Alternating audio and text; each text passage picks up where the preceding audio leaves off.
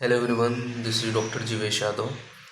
तो according to NCSM syllabus हम लोग मोस्ट इम्पॉर्टेंट 25 जो टॉपिक हैं आपके रस शास्त्र में भेषज कल्पना पेपर फर्स्ट के वो अपन डिस्कस कर रहे थे। और इसी को ही कंटिन्यू करते हुए आज हम लोग बात करेंगे टॉपिक नंबर 7 के विषय में। तो यहाँ पे आपका अंगार कोष्ठी, ठीक है। कोष्ठी के विषय में अपन बात कर लेते हैं। तो सबसे पहले तो अंगार कोष्ठी क्या है, ठीक है। कुछ कुछ कोष्ठी अपने को याद रखने हैं। तो अंगार कोष्ठी निर्माण के विषय में पूछा जाता है। तो इसके विषय में बताया गया है कि पहले पिक्चर देख लो, इसका इस प्रकार से है, ठीक है। यहाँ पे बोला गया है कि कठोर समतल भूमि पर 1 से 25 हाथ लंबी चौड़ी ऊंची मिट्टी की एक चौकार भट्ठी बनाई जाती है, ठीक है। तो ये मिट्टी की एक चौकार भट्ठी बना दी गई है। इसके अंदर का रिक्त भाग 1-1 हाथ लंबा चौड़ा होता है। इसके अंदर का रिक्त भाग जो है 1-1 हाथ लंबा चौड़ा होता है, गहरा होते हैं तथा चौकोर होते हैं। इससे मिट्टी का लेप लगा करके सुंदर बना लेते हैं। तो इसमें क्या है, मिट्टी का लेप लगा करके इसे सुंदर बना लेते हैं। इसके किसी एक दीवार में जिधर से सुविधा हो 4 अंगुल गोल छिद्र बना लेते हैं, ठीक है। तो जैसे 4 अंगुल अपन को जिधर छिद्र बनाना है, ठीक है, सुविधाजनक छिद्र बना लेंगे। इसके अलावा आपका बोला गया है इसमें धमन नलिका के यंत्र को जोड़ा जा सकता है। तो इसमें धमन नलिका जो है उसके यंत्र को जोड़ा जाता है।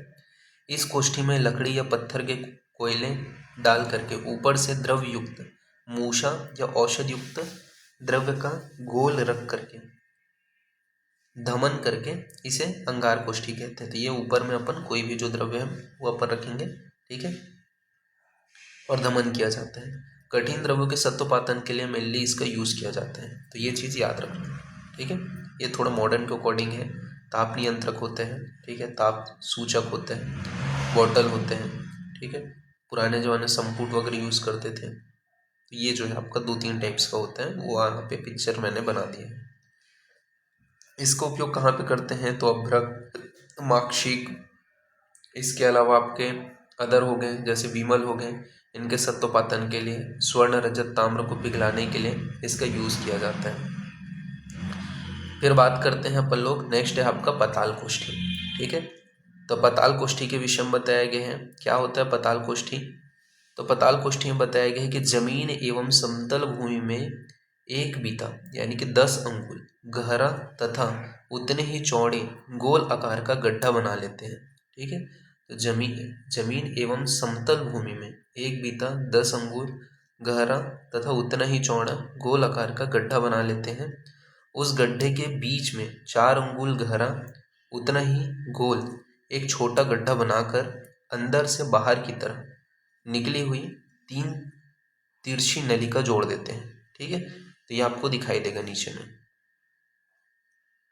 ठीक है। इस प्रकार से अपन तिरछी नलिका है ये जोड़ दिए। फिर बोला गया 4 अंगुल गोल गड्ढे, ये 4 अंगुल है, ठीक है, गोल गड्ढे जिसके नीचे तिरछी नलिका का सिरा खुलता हो, उस छिद्र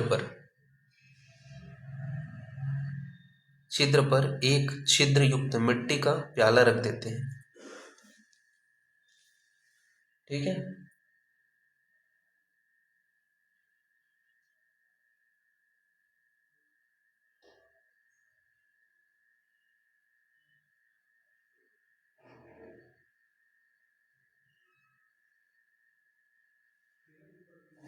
ठीक है, इसके अलावा अपन बात करते हैं यह कोष्ठी जमीन में गर्त बना करके तैयार की जाती है और इसे क्या कहते हैं, पताल कोष्ठी कहते हैं। इस कोष्ठी में मृदु द्रव्य से सत्वपातन किया जाता है, ठीक है। तो ये आपको ध्यान में रखना है। इस प्रकार से यहाँ पे बताया गया है। इसमें बोला गया है अच्छी समतल भूमि में 12 अंगुल गहरी तथा 10 अंगुल चौड़ी मुख वाली क्या करते हैं अपन कोष्ठी जो है मिट्टी से तैयार कर लेते हैं। तली से 4 अंगुल ऊपर अंदर की भाग में लोह की जाल स्थिर हो तथा नीचे चारों ओर वलय आकृति का हो, ठीक है। तो ये दिखाई दे रहा होगा। अब इसको ना थोड़ा समझ समझ के पढ़ोगे ना तब आपको ध्यान में रहेगा, ठीक है। तो 4 अंगुल ऊपर अंदर के भाग की ओर लोह की जाल स्थित हो 4 अंगुल हो, ठीक है, स्थिर होनी चाहिए, चारों ओर से वलय आकृति की लगा देनी चाहिए, जिस पर जाली रख करके लकड़ी का कोयला रख देते हैं और उस कोष्ठी की दीवार के नीचे अपन क्या करते हैं, बंकर बना करके, सॉरी, हाँ, बकर जो नाल है वो प्रवेश के लिए 4 अंगुल गोल छिद्र बना देते हैं और उसी तक नाक का नली प्रवेश करा देते हैं। अब कोयले के ऊपर मूसा से सोना चांदी आदि रख करके बकनाल को धमन करते हैं और इस मिश्र लौह के शोधन के लिए इसका प्रयोग किया जाता है। सत्वपातन अथवा धातु द्रावण के लिए द्रव्य के अनुसार तीव्र एवं तीव्रतर अग्नि का आवश्यकता होती है। इसके लिए सुविधानुसार कोष्ठी का निर्माण किया जाता है। इस कोष्ठी की रचना में तल की ओर से धमन के लिए उपयुक्त मार्ग व्यस्त तथा ऊपर से कोयला तथा दूषमूषा आदि रखने के लिए खुला भाग जो है वो रखते हैं तथा धमन मार्ग इधर और ईंधन के बीच में एक जाली भी रखते हैं, जिस पर धमन द्रव्य टिकाया रहता है तथा सुगमता से बिना किसी अवरोध के धमन कार्य चलता रहता है। ठीक है, वर्तमान में आपका जो फायर ब्रिक्स है, ठीक है, वो अपन लगाते हैं, उनका यूज़ किया जाता है। ठीक है, तो ये यहाँ पे आपका बताया गया है। इसके अलावा धमन यंत्र से तो उतना क्वेश्चन नहीं आता है, चुल्लिका से भी उतना क्वेश्चन नहीं आता है।